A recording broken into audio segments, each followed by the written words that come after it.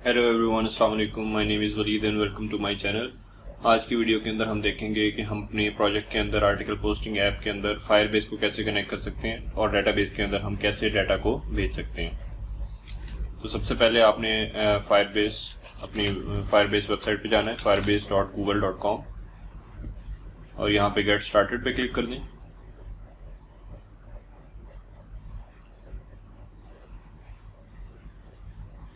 और यहाँ पे आके आपने ऐड प्रोजेक्ट करना है। तो मेरे पास पहले से काफ़ी प्रोजेक्ट्स पड़े हुए हैं, तो इन्हीं प्रोजेक्ट्स के अंदर से मैं किसी प्रोजेक्ट को यूज़ कर लेता हूँ। फॉर एग्जांपल ये फर्स्ट वन है, इसको मैं यूज़ कर रहा हूँ। इसके अंदर आके आपने अपने रियल टाइम डेटाबेस के अंदर जाना है सबसे पहले, और इसको एनेबल करना है अगर आपके पास पहले से एनेबल नहीं है। ये कुछ डाटा पहले से पड़ा हुआ है, इसको मैं रिमूव कर रहा हूँ। यहाँ पे आके आपने रूल्स में जाना है, और रूल्स में आने के बाद ये सेटिंग यहाँ पे कर लेनी है, रीड भी ट्रू कर लेना है इसका और राइट भी ट्रू कर लेना है। उसके बाद आपने स्टोरेज में आना है। स्टोरेज में आने के बाद आपने एक पोस्ट का फोल्डर क्रिएट कर लेना है। यहाँ पे मैंने पोस्ट का एक फोल्डर क्रिएट किया हुआ है खुद से। फिलहाल मैं इसको डिलीट करके दोबारा से आपको ऐड करके दिखा देता हूँ।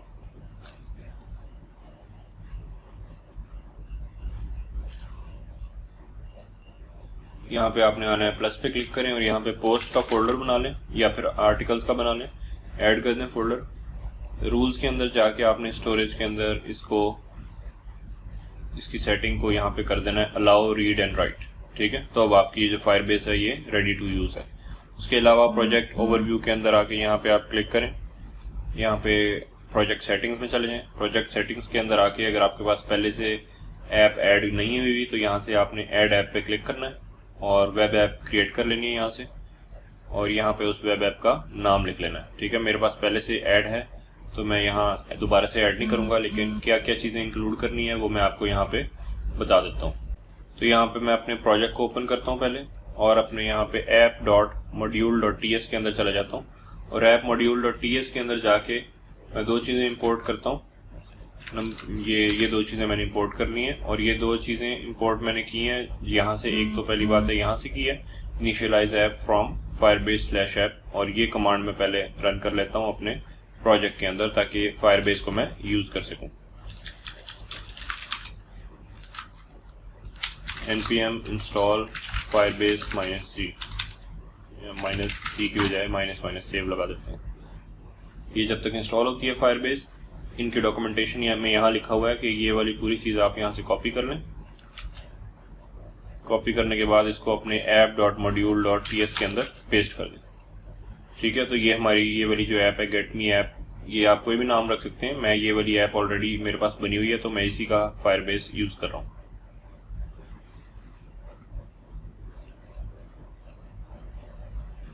तो ये जैसे इंस्टॉल हो जाएगा तो यहाँ पे इसकी ये जो एरर्स हैं ये खत्म हो जाएंगे, और इस कमांड को, इस लाइन को आपने वहाँ इंपोर्ट करना है जहाँ आप फायरबेस की कमांड्स को लगाना चाह रहे हैं।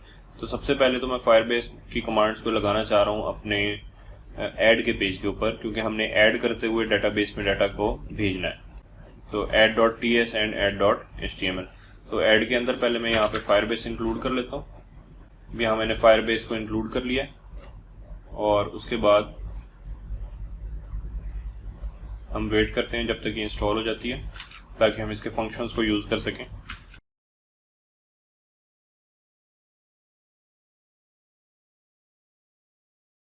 ये हमारे पास फायरबेस इंस्टॉल हो गई है। तो फायरबेस इंस्टॉल होने के बाद मैं iNic रन कर लेता हूँ।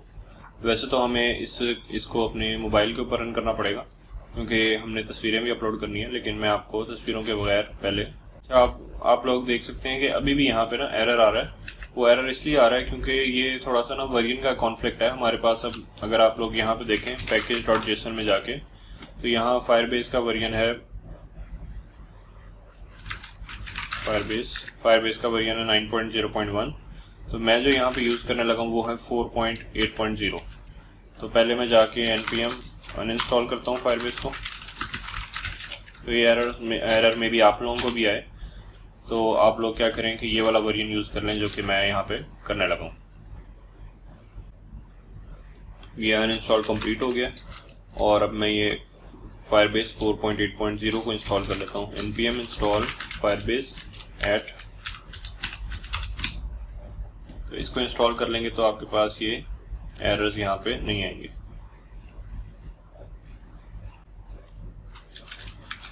तो आप लोग देख सकते हैं यहाँ से एरर्स भी रिमूव हो गए हैं।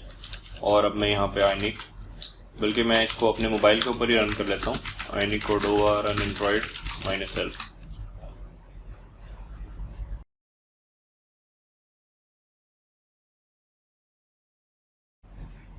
ये हमारे मोबाइल के ऊपर ऐप रन हो चुकी है। और यहाँ पे मैं अपने कंसोल को ओपन कर लेता हूँ और रियल टाइम डेटाबेस पे क्लिक कर लेता हूँ। तो यहाँ पे हमारे पास डाटा आएगा जो भी हम अपलोड करेंगे ऐड आर्टिकल से या ऐड पोस्ट से। तो मैं यहाँ पे आता हूँ अपने ऐड के पेज के ऊपर, और ऐड के पेज के ऊपर आके यहाँ मेरे पास डाटा तो सब कुछ आ रहा है। और ये सेव कब होता है, जब मैं सेव पे क्लिक करता हूँ। तो आप लोग देखें मोबाइल के ऊपर, जब ये वाला मेरा पूरा फॉर्म है, इसके अंदर जब मैं सेव पे क्लिक करूँगा तो डाटा मेरा सेव हो जाएगा। फिलहाल क्या हो रहा है कि ये जो पोस्ट है वो तब सबमिट हो रही है अपने मेरे स्टोरेज में जा रही है सारी। तो स्टोरेज में भेजने की बजाय मैं इसको क्या करूँगा, फायरबेस के अंदर भेज दूँगा अब। ठीक है, तो इसको मैं सबको कमेंट कर रहा हूँ और एल्स के अंदर आके यहाँ मैं लिख देता हूँ इंसर्टिंग इनटू फायरबेस। ये कमेंट है मेरा।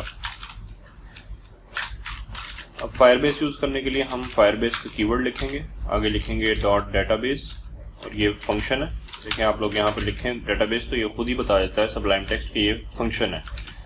firebase.database.ref, रेफरेंस के अंदर हमने उस टेबल का नाम लिखना है या उस की का नाम लिखना है जिसके अंदर हम इसको सारे डाटा को सेव करवाना चाह रहे हैं। मैं इसको सेव करवाना चाह रहा हूँ पोस्ट के अंदर। ठीक है, और पोस्ट के बाद मैं इसको पुश का फंक्शन यूज़ करता हूँ। पुश करते हुए मैंने क्या करना है, इस पूरे ऑब्जेक्ट को पुश करना है जो कि मेरे पास ये वाला जो पूरा ऑब्जेक्ट है, आप लोग देखें यहाँ पे ये वाला जो पोस्ट का है जिसके अंदर फोटो भी है, टाइटल भी है और डिस्क्रिप्शन भी है। इस पूरे ऑब्जेक्ट को मैंने पुश कर दिया।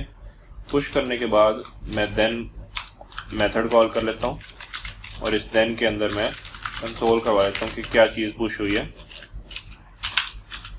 यहाँ मैं कंसोल करवा देता हूँ पुश्ड, और रिस्पॉन्स को प्रिंट भी करवा लेता हूँ और नेविगेट करवा लेते हैं इसको अपने होम पेज के ऊपर, जैसे हमने पहले करवाया था कि जब सब चीज़ें अपलोड हो जाएं तो फिर ये हम होम पेज के ऊपर चले जाएं।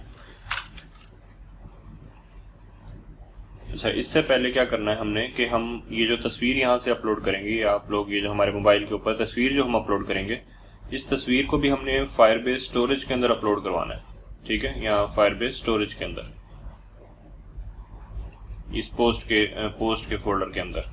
तो हम पोस्ट ये जो हम तस्वीर अपलोड कर रहे हैं यहाँ से, तो मैं यहाँ पे एक फंक्शन चलाता हूँ, उसका नाम रख देता हूँ this.upload image, और इमेज के अंदर मैं फाइनल इमेज का पाथ दे देता हूँ। फाइनल इमेज हमारी असल में क्या है, ये वाली फाइनल इमेज है जो कि कन्वर्ट हुई है। तो ये जो कन्वर्टेड इमेज है इसको हमने इधर पास कर दिया। ठीक है, और ये अपलोड इमेज का फंक्शन यहाँ पे मैं नीचे बना लेता हूँ जो सिर्फ हमारी इमेज को अपलोड करेगा फायरबेस स्टोरेज के अंदर। यहाँ मैं कंसोल भी करवा लेता हूँ कि इमेज यहाँ पे आ रही है कि नहीं आ रही। इमेज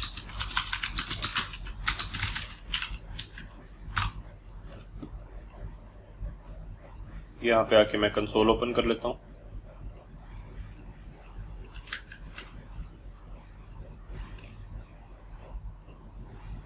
यहाँ पे कोई भी गैलरी से मैं तस्वीर सेलेक्ट करता हूँ पहले, और ये हमारे पास इमेज आ गई है जो कि हमारे इस फंक्शन के अंदर आई है, अपलोड इमेज के फंक्शन के अंदर। तो इसके लिए मैं एक कोड यूज़ कर रहा हूँ। उस पूरे कोड को मैं समझाता भी हूँ आप लोगों को कि वो क्या कोड है पूरा और वो कैसे यूज़ हो रहा है। पहले मैं इसको पेस्ट कर देता हूँ।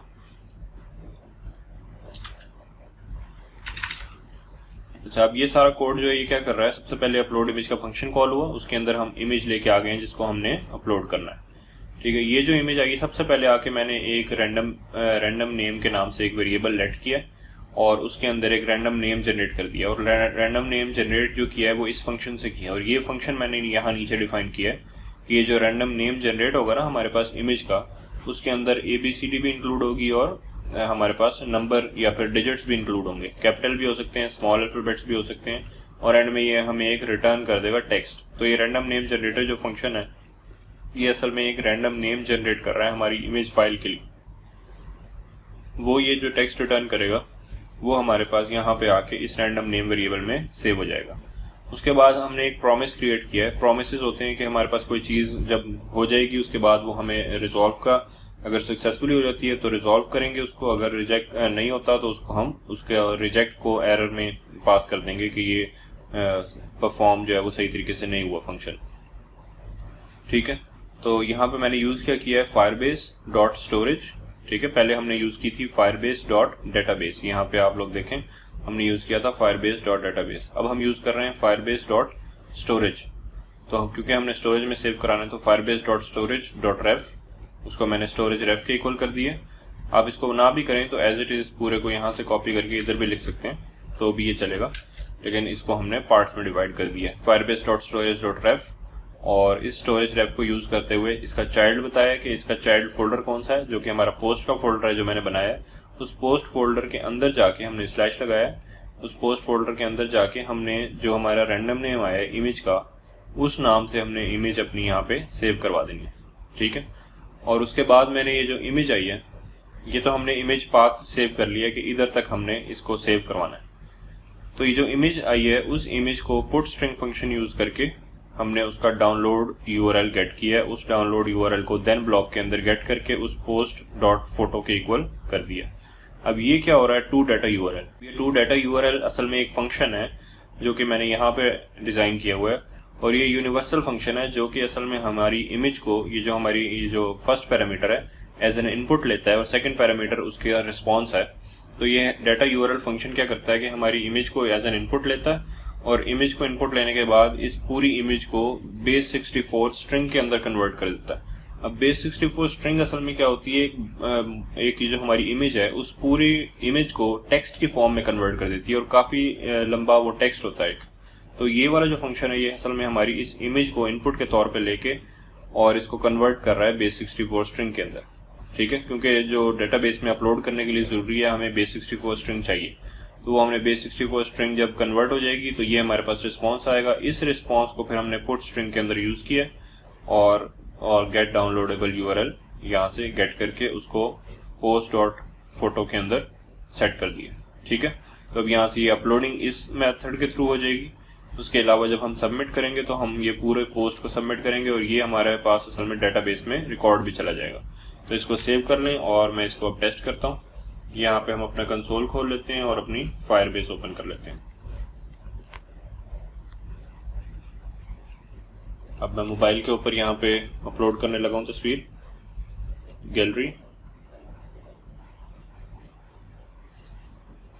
लेट से मैंने कोई तस्वीर अपलोड की है, यहाँ पे ये तस्वीर लगा देता हूँ। जो यहाँ पे आ रहा है access to X HTTP request, ये इसलिए आ रहा है क्योंकि हमारा ये जो आइनिक कोर्डोवा रन एंड्रॉइड है ये लाइव सर्वर पे चल रहा है। इसको हमने लाइव नहीं चलाना, अपलोडिंग जब भी करनी है तो हमने इसको लाइव रिलोड बंद करके फिर ऐप को रन करना है। तो ऐप को रन कर लेते हैं दोबारा से और फिर यहाँ पे अपलोडिंग करते हैं आर्टिकल की।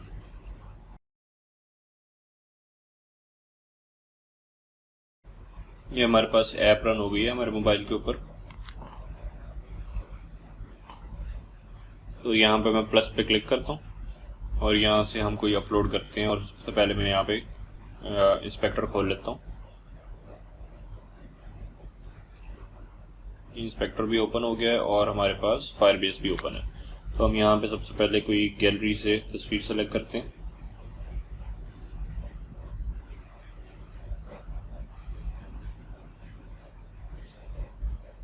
ये तस्वीर मैंने सेलेक्ट कर ली। अब यहाँ पे देखें, ये मैंने तस्वीर सेलेक्ट की, ये रिस्पॉन्स आया उसका, ये उसकी फाइनल इमेज है। फाइनल इमेज क्या थी, जो कि कन्वर्ट हुई थी, कन्वर्ट सोर्स जो हमने किया था वेब व्यू प्लगइन यूज करके, लोकल होस्ट पाथ उसका बन गया था। उसके बाद इमेज जो है ये हमारे फंक्शन के अंदर है। उसके बाद ये जो पूरी स्ट्रिंग आई है इतनी लंबी, ये बेस 64 स्ट्रिंग है जो मैंने आपको बताया था। उसके बाद ये वाली पूरी वो स्ट्रिंग है जिसके अंदर हमारे पास ये असल में हमारे पास फायरबेस का लिंक है जो कि डाउनलोडेबल यूआरएल आया हमारे पास। ठीक है, तो ये सारा कुछ यहाँ पे हमारे पास बिल्कुल सही तरीके से काम कर रहा है। इसको मैं क्लियर कर देता हूँ, टाइटल को यहाँ एंटर करता हूँ।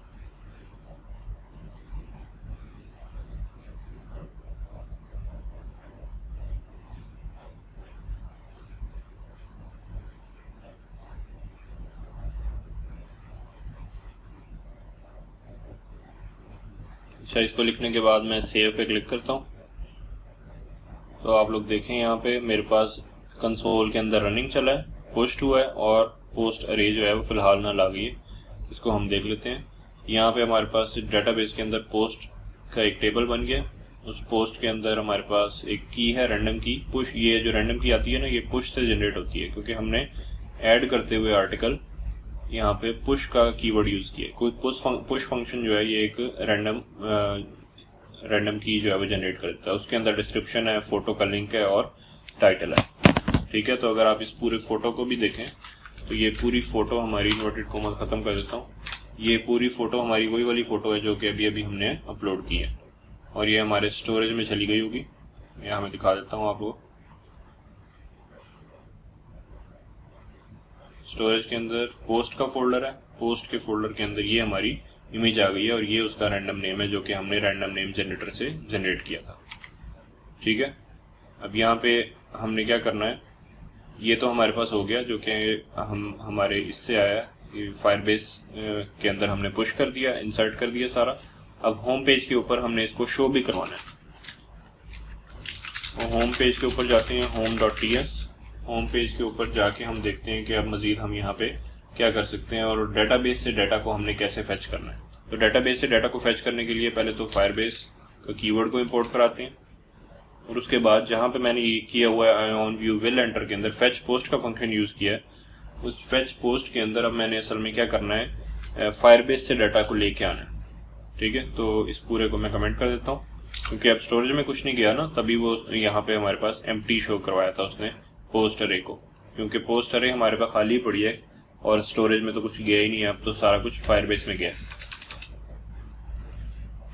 यहाँ पे हम लिखते हैं firebase.database.ref। रेफरेंस कर रहा हूँ मैं किस टेबल को, पोस्ट के टेबल को।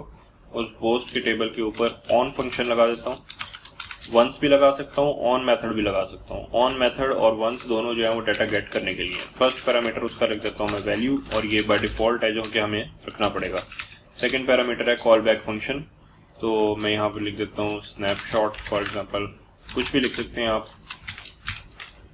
उसके बाद जो भी रिजल्ट आएगा उसको मैं एक रिजल्ट के वेरिएबल के अंदर यहाँ पे लेट कर रहा हूँ, snapshot.val फंक्शन। तो वेल फंक्शन लगा के हम अपने जो रिजल्ट आएगा स्नैपशॉट के अंदर उसको रीडेबल कर लेंगे और कंसोल भी करवा के देख लेते हैं उसको कि हमारे पास क्या रिस्पॉन्स आया।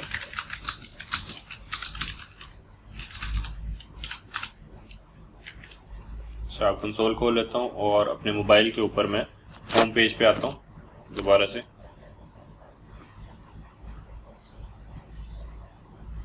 यहाँ से मैं बैक जाता हूँ।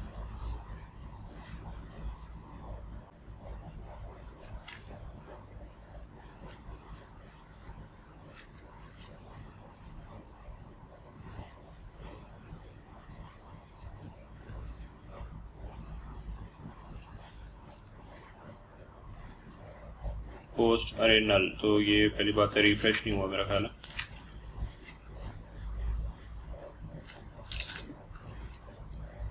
अच्छा, ये रिफ्रेश नहीं हो रहा क्योंकि हमने लाइव रिलोड जो बंद किया हुआ है। हम इसको लाइव रिलोड को ऑन कर लेते हैं दोबारा से। ये अब हमारे मोबाइल के ऊपर ऐप रन हो चुकी है लाइव रिलोड और यहाँ से मैं इंस्पेक्टर भी खोल लेता हूँ और देखते हैं कि डेटाबेस से डाटा फैच हुआ है कि नहीं हुआ।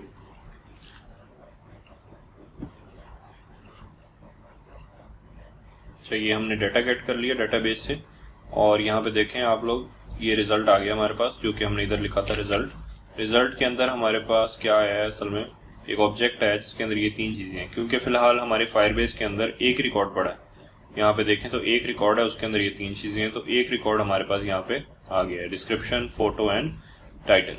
अब यहाँ पे मुझे करना क्या पड़ेगा, एक तो यहाँ पे ये ख्याल रखना है कि अगर हमारे पास मल्टीपल ऑब्जेक्ट्स आ जाएँ, मल्टीपल डाटा आ जाए तो क्या करेंगे, क्योंकि जब हमारे पास मल्टीपल चीज़ें आएंगी तो हमें क्या करना पड़ेगा कि फॉर लूप लगाने पड़ेगा या फिर फॉर ईच लूप लगाना पड़ेगा। और मैं यहाँ पे, क्योंकि हमने होम पेज के ऊपर आपको याद होगा कि हमने क्या लगाया था, पोस्ट अरे के ऊपर एक लूप लगाई थी।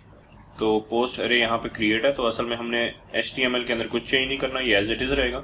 तो यहाँ पे हम पोस्ट अरे के अंदर सब डाटा को भेज देते हैं और भेजना किस तरह है, हमने इसी फॉर्मेट के अंदर के फोटो, टाइटल और डिस्क्रिप्शन आएगा हमारे पास। तो मैं फॉर लूप लगाता हूँ क्योंकि मल्टीपल रिजल्ट्स आ सकते हैं इधर। मैं लेट करता हूँ इंडेक्स इन रिजल्ट, क्योंकि ये रिजल्ट का वेरिएबल है तो ये वेरिएबल मैंने इधर लिख दिया। यहाँ पे आप कुछ भी लिख दें, लेट से आई लिख देता हूँ मैं, और यहाँ पे एक ऑब्जेक्ट बना लेता हूँ, या फिर एक कोई भी वेरिएबल नाम दे दें, एलिमेंट नाम दे देता हूँ मैं, रिजल्ट आई। तो अगर तो पहला एलिमेंट होगा तो रिजल्ट अरे के अंदर से पहला एलिमेंट हमारे इस एलिमेंट वेरिएबल के इक्वल हो जाएगा, ठीक है, पहला ऑब्जेक्ट हमारा इस एलिमेंट वेरिएबल के इक्वल हो जाएगा। फिर उसके बाद दोबारा लूप चलेगा, तो फिर सेकंड वाला यहाँ पे 0 पहले 0 आएगा इंडेक्स नंबर, फिर 1 आएगा, तो 1 वाला भी इसके इक्वल हो जाएगा, ठीक है। तो बारी बारी एलिमेंट के अंदर हमारे पास वैल्यूज आती रहेंगी। और यहाँ पे मैं एक पोस्ट का ऑब्जेक्ट क्रिएट कर रहा हूँ, जो कि हम पहले भी करते हैं, फोटो। उसके अंदर मैं फोटो रख देता हूँ एलिमेंट डॉट फोटो, क्योंकि एलिमेंट के अंदर हमारे पास ऑब्जेक्ट क्या है, पहला ऑब्जेक्ट भी इसी में आएगा, दूसरा भी, तीसरा भी, सारे एलिमेंट्स इसी में आएंगे, सारे ऑब्जेक्ट्स जो कि हमारे डेटाबेस से आ रहे होंगे। ये करने के बाद ये जो ऑब्जेक्ट है इसको मैं पोस्ट अरे के अंदर पुश कर देता हूँ, और पुश करने के बाद मैं इसको यहाँ कंसोल भी कर लेता हूँ, दिस डॉट पोस्ट, ठीक है, और दैट्स इट। और ये हमारे पास क्या होगा कि ये जो भी डाटा आएगा डेटाबेस से, अगर मल्टीपल रिजल्ट्स भी आएंगे तो फॉर लूप लग जाएगा, और उसके बाद यहाँ पे पोस्ट का ऑब्जेक्ट बनेगा, अरे में पुश होता रहेगा, तो वो उस अरे के ऊपर यहाँ पे हमने लूप लगा के डिस्प्ले करवाया हुआ है। तो देखें, पहला आर्टिकल आया, पेज रिफ्रेश हुआ, पहला आर्टिकल आया, उसकी तस्वीर आ गई और उसकी आर्टिकल आ गया। तो इस तरह हमारे पास डेटाबेस से डाटा आ भी गया और डेटाबेस में डाटा हमने इंसर्ट भी कर लिए, और तस्वीर भी हमने अपलोड फायरबेस में करवा ली। और जब हम इसको क्लिक करेंगे तो ये सारा का सारा डाटा उस पेज पे पहुंच जाएगा जो हमारा डिटेल्स का पेज है। अच्छा, यहाँ देखें, मैं दोबारा गया हूँ, इस पर बैक आ रहा हूँ, तो ये डबल होती जा रही है, क्योंकि पिछली वाली अरे हमने यहाँ पे जिस तरह इसको एम्प्टी किया था, इसको एम्प्टी करना हम भूल गए हैं। इसको मैं यहाँ पे कॉपी कर लेता हूँ और इसको एम्प्टी कर दें अरे को। अब सेव करता हूँ इसको, तो देखें ये एक पोस्ट आई है, इस पर क्लिक किया, पोस्ट डिटेल्स पे चले गए, बैक आए तो हमारे पास एक ही पोस्ट है, ठीक है। इसी तरह मल्टीपल पोस्ट आएंगी तो वही सारी यहाँ पे आती रहेंगी। So that's all for today, thank you guys for watching. ये हमने एक सिंपल सा एक आर्टिकल पोस्टिंग ऐप बना ली है। इसके अंदर हम मज़ीद चीज़ें भी ऐड करते रहेंगे, जिस तरह हम इसको डिलीट कर सकते हैं, इस अपनी पोस्ट को, या फिर इसको शेयर कर सकते हैं डिफरेंट प्लेटफॉर्म्स के ऊपर। So stay tuned for next videos. I will see you guys in the next video. अल्लाह हाफिज़।